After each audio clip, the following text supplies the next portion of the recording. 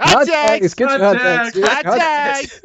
It's gonna get worse and worse every week, isn't it? Get hot tags, yeah. Until we really do hire like some old-timey newspaper kid to just say it. Damn, I used to deliver. Sir, I have to first pay idea. off my Ricketts bills. Oh god. Oh, God. 1930s? Jesus Christ. So before we get into the hot tags, I want to introduce another person that's joined the panel here, Miguel Leon. Woo! Hey, everybody. And we've got 3 hot tags to talk about this week. Some pretty odd ones. Let's just do the oddest of them all first. Kane is going to be starting an insurance agency. What the? The Jacobs Agency. Okay. Yeah, this is that's going to happen. So Oh I'm my sure God. the joke that everybody's made. I haven't come across it yet, but that's just because I haven't really bothered to look. But I'm sure people have made a lot of like fire damage covered. It's funny because Yeah, it's funny. good. You clever there, little I don't- fucker. I don't know if it's like a car insurance one or like a house insurance or just life insurance or what. I have no idea what it is, but just the Have you idea. ever been wrongly accused for fucking a dead girl? Well, you come to the right place. Well, What if like he starts using all the WWE stuff into his promotional stuff for that? Like if somebody had like a dental problem, it's like, oh, Isaac Yankum. if you have fire protection, come to me. Then he like does the fire pyro. It's like we're not only the best insurance agency out there, I'm also the devil's favorite demon. Yeah, and if you don't join, you will have to feel my pain.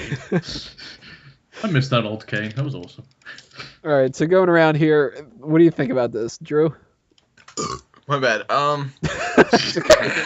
Great start. Good input, Drew. It was very bad timing there, but if this is really random, but when you think about it, it's not that surprising. If you ever talk to Kane or listen to Kane outside of when he's like doing WWE stuff, he does have a little intellectual attitude with him. He is big into politics, and I think he's helped run politics stands before. So, honestly, it's not that surprising if you really think about it. And if hopefully it works out better than when he was a dentist, and hopefully no one calls into radio shows. And yeah, we all know that shtick.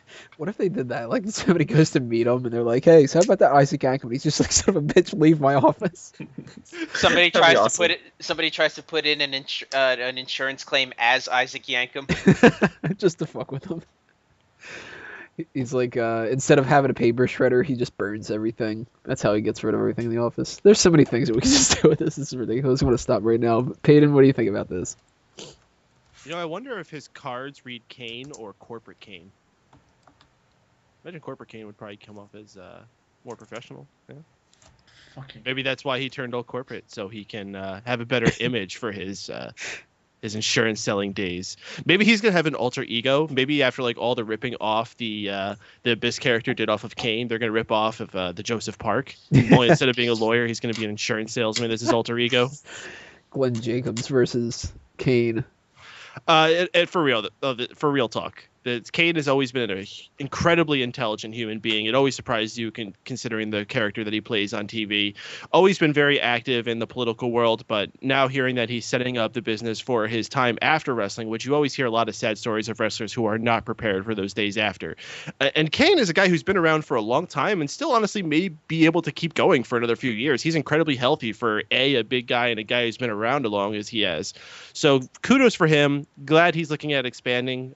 His brother, The Undertaker, is, of course, very big into real estate. So he, of course, also has his future planned. So looks like the Bearer family is well taken care of in the future. So I have a question, Peyton. Did Kane go to college at all, or did the guy who? plays Kane go to college? He went to dental college for his PhD. Shut up! Shut up! Never mind. Just kiss off. Wait. You know if you sit down in his office and go, so am I speaking to Glenn Jacobs or Isaac Yankum? Does he tell you to leave? He goes, "No, today you're speaking to Fake Diesel." Wego, what do you think? You gonna Great use for this him, man. insurance agency. No. I hate insurance companies. But shit, it's good that someone's setting up something after they leave the wrestling business. He's making big money from what he said, and if he wants to retire, all the power to him, man. I'm just glad he's setting something up for when he leaves. People are going to go to it because it's Kane running it. So, it's going to bring in he's going to make some money at least. Well, No, his he wife just set it up so he'd make no money. his wife is supposed to be like, I guess, the forerunner of this. So that'll be something where like she'll take this under her wing, and then even if they don't need to bring Glenn Jacobs, aka formerly known as Kane from WWE, kind of a thing into it, like they probably have enough clout that they can do it on their own. They should advertise it as that Jacob Parks, whatever the hell his name is, formerly known as Kane. You could do so many awesome things, though. I was like, well, I can set you up with the Brimstone package. That'll get you this, and this. Now, here's my question. Do you think Kane, probably not right away, but maybe in the next 15, 20 years, could facilitate insurance for wrestlers? You mean like Lords of London almost? Only like something that's actually done with the company, like actually work with WWE to set up something for these wrestlers to be taken care of. I mean, we're going into the Obamacare generation here, so it might not be a bad idea for them to set them something up through the corporate means. Maybe, yeah. I've only ever heard of one wrestler actually getting wrestlers insurance and having to use it, and that was Bret Hart. I think he's still getting paid out after the Goldberg incident. Lots of people use Lords of London. I never heard of it. A lot of people scammed that. Yeah, there was this insurance company that a lot of people got through the 80s and early 90s, and it got abused heavily, and that's why they don't offer it to wrestlers anymore. Miguel, what do you think? Switching from Geico, going to Kane? I don't think I'm doing progressive right now. Actually, I switched from Geico to them. You know what? Hopefully, it's more financially successful than Ric Flair's attempt at a financial organization that he tried a while back. Although Ric Flair Financial Company is about that's about as trustworthy as Ric Flair hosting NA. So. If you're gonna trust any wrestler with finance, it had to be Ted DiBiase. No, it'd have to be Erwin R. Shyster. Oh, true. But yeah, like you said, like everybody said, Glenn Jacobs, the man himself, is incredibly intelligent. I'm honestly surprised he didn't go into politics, given his libertarian background. I'm surprised he didn't say, instead of going into insurance, I'm going to go into trying to be like a mayor or something. Because I could see Glenn Jacobs really having a stance politically. I think the fact that he was born in Spain is holding him back on that. But this is a nice little thing to fall back on after the wrestling thing goes on. Because honestly, as long as he's been in there, how long can he go at this point? Now, and moving over to another hot tag from one person planning for retirement and somebody who already is pretty much retired. Carlos Colon is going to be inducted into the WWE Hall of Fame class of 2014 by Primo, Epico, and Carlito. So it's cool that Carlito's going to pop back up just for that, cool. Most likely. Well, wait a minute. You mentioned Primo and Epico. I have no idea who you're talking about. I mean, it sounds familiar. I think that kind of sounds like those guys, Diego and Fernando. That's what are you talking about? That, and did they rename El Torito to Carlito or something? Like I don't know. Carlito. Aren't they still listed on the website too? Primo and Epico? Yeah, they are. Like, why haven't they taken that down yet? They don't care. Because they think people are stupid. Keep an illusion. I do want to see Carlito play the El Torito part now that you said that. How would he fit his fucking hair in the mask? Maybe that's he doesn't. They cut it out. They cut it out the back, so it's just the hair kind of poofs out in the back like a poodle. I'm not the biggest Carlos Colon fan. I never really followed his career, but from what I've heard, he kind of deserves a Hall of Fame thing, so that's cool. I'm fine for that. I'm going to go in reverse here. Miguel, what do you think about this? You know what? It's another slot filled by a wrestler that didn't work for the WWE technically. At this point, there really isn't many people that have worked with the company that they could put in there, except for a certain macho figure that they could put in there. So, they put Antonio Inoki in there. They put, did they put Bill Watts in there? I think Bill Watts is in there. The Von Erichs. Bill Watts is in there.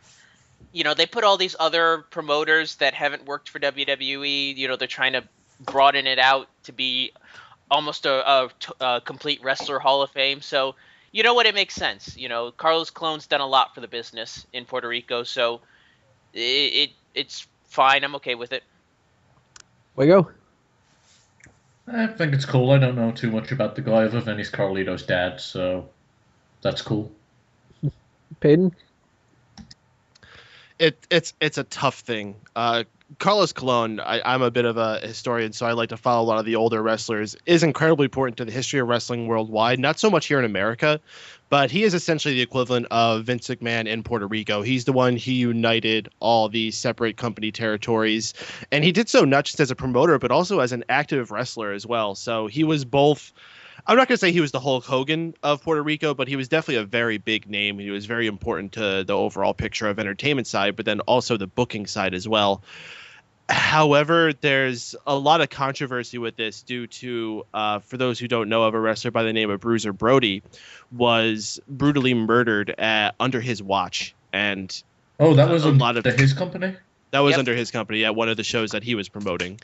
A lot of people think that he may have had some involvement covering it up to keep the invader from getting full charges pressed against him. I don't want to go into full detail with that because first off, I'm not 100% an expert on it, and also I don't want to take up 3 hours talking about it.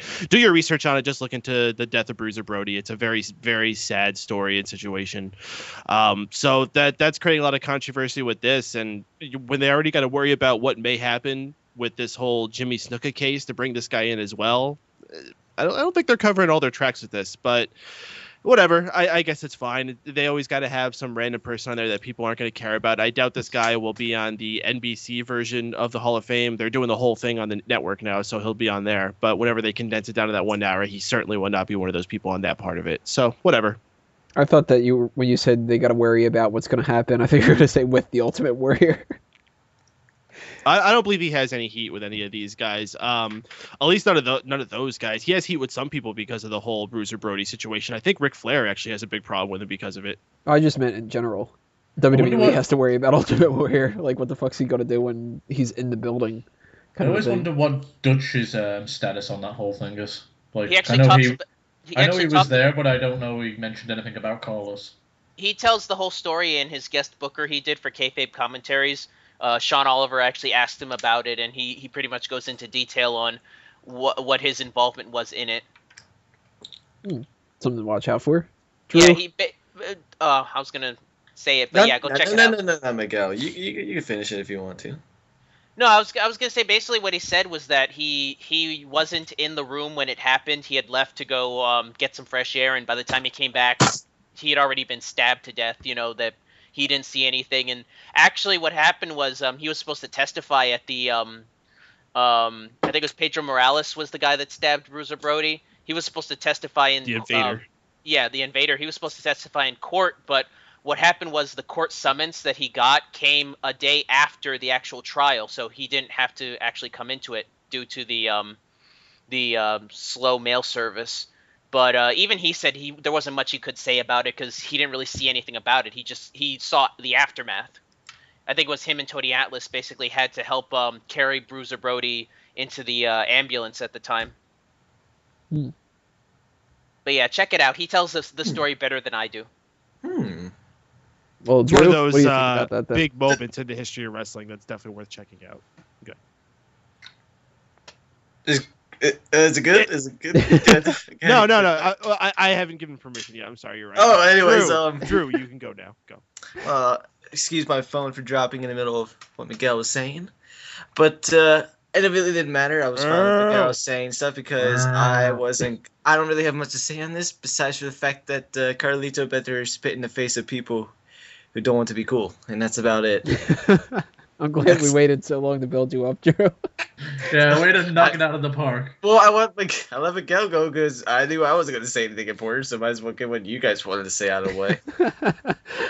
All right, third hot tag. CM Punk is going to appear on The Talking Dead, and that's supposedly causing a lot of issues backstage with people considering that kind of like a slap in the face of WWE. If he couldn't have come to WWE to talk to them about contract stuff, why can he go to The Talking Dead? Well, I guess that's because he thinks, fuck you, WWE. That's kind of the response that they should be thinking themselves.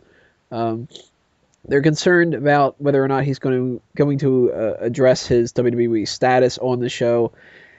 I don't know if they'll really even ask him. They might just be like, oh, this is, WWE wrestler. WWE wrestler CM Punk, and he'll just kind of be like, oh, not anymore, or something like that. Well, wait a minute. He's not even being advertised as CM Punk. I believe they're advertising him as Phil Brooks. They're not letting him use his CM Punk name on the Talking Dead from some of the articles I've read. Even better, then they could just say, all right, wrestler Phil Brooks, and I'll go, hey guys. Well, doesn't he own the rights to his own name, though? Yeah, he does. Does he? I could have. I wasn't. He has the. He didn't sign away the rights to WWE. He's got more rights than Sin Cara has for his name, apparently. Yeah.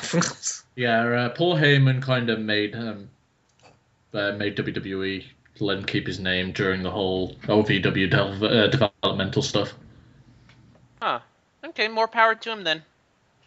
Yeah, maybe it's to the point where he's just like, fuck, I don't want to be mentioned about anything wrestling related. Just call me Phil Brooks. That's probably the case. He probably was like, listen, I'm going through some things right now with WWE. I really don't want to talk about it. Just mention me by my real name. I'm here to talk about The Walking Dead and not my WWE things. Well, Drew, what do you think about it? No, I thought it was interesting when I heard about this, and especially the part that he was going to be advertised as Phil Brooks instead of CM Punk. But, he's probably just going to be on to talk about The Walking Dead, which I by the way, Talking Dead, I think that's one of the stupidest concepts ever, but it's successful, so more power to AMC. So, yeah, it should be interesting. I might tune in to see if he might drop a quote-unquote pipe bomb, is what they call him nowadays. So, yeah. Peyton? Well, first off, I think Talking Dead sounds like a name that Tony would come up with. Yeah, it does. It's funny. I don't like The Walking Dead, but when I heard that they were going to do a podcast called The Talking Dead right afterward, I'm like, son of a bitch, that's a good idea. I hated that I couldn't pitch that to them or something. It's such a good pun. I would be absolutely shocked if there's any mention whatsoever of the WWE or CM Punk's involvement with them throughout the show. Maybe in passing of saying, as a wrestler, this has happened. But other than that, he's not going to talk at all about the situation. He's not going to talk about his future with it. That's going to be completely avoided. They're going to talk about Walking Dead. Mm-hmm. He's there to talk about Walking Dead. That's all it's going to be. If you expect something else and you watch it wanting to see it and end up disappointed, that's your own fault. He's just there to talk about Walking Dead. They're going to be like, so, zombies, huh? What about those zombie characters in WWE history, right, Punk? Huh? Nudge, nudge, what do you think? So, CM Punk, if a zombie randomly walked out of the show, do you think it would be back in time for our show's WrestleMania? Whoa, first off, he's going as Phil Brooks, Peyton, not CM Punk. So, they're just going to go, so, you were on ECW, right? And I'll be like, yes. And they'll be like, what else was on ECW? Zombie. So fucking awkward. Right? That would be like if CM Punk was on Between Two Ferns. They all just stare at him until he responds. This is why CM Punk refuses to do Smark Out moment. So does Kane, because we would just ask him, what's up with the Isaac Yankum gimmick? Yeah. Well, Wago, Talking Dead, CM Punk, your thoughts?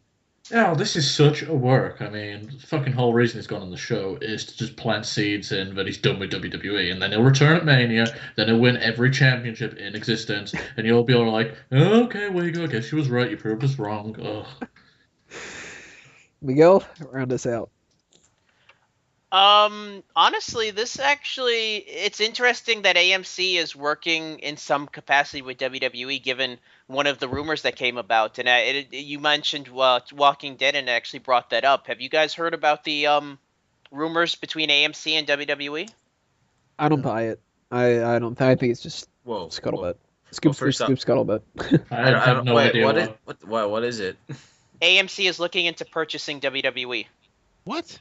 Yeah, that's stupid. That's like when Chael Sonnen was going to buy WWE. Fucking well, retarded. You know what? I given how much AMC's been working with WWE in terms of the cross promotion with the Talking Dead stuff, and given how big AMC is right now, and also given the fact that WWE isn't going to have a home as of October if they don't get these TV rights deal things together, I could see a situation where AMC shells out enough money to where they could buy majority stake in WWE. Well, for one, there's no way that they're going to lose the deal with USA unless they choose to. So it's a non-issue. They're not going anywhere. Okay. Well, apparently the talk of this merger thing actually drove up WWE stock, apparently. I was just looking at their stock prices. Apparently it spiked earlier today when those rumors hit. So I don't know really what to say. I mean, AMC, if they could afford to pick up WWE, more power to them. But I don't see Vince McMahon selling WWE unless it's a ton of money, like something in like the billions or like the triple digits of the triple millions almost. Like it would have to be that much money to where Vince would be like, all right, go ahead, you can take this company off my hands. You know what, Miguel? Well, first off, the reason why the stock prices went up today was because they heard rumors that the Bounce House Federation was talking about joining up WWE. So that's first off. And second off, that Drew White Incorporated is also in discussions with Vince McMahon about buying the WWE as well. Those are just rumors, though. Before this gets ridiculous, I'm going to cut off the hot sorry. tags at this part. We're going to take a little bit of a break in part 3 with the rest hold, and then we're going to come back and talk fantasy booking WrestleMania 30.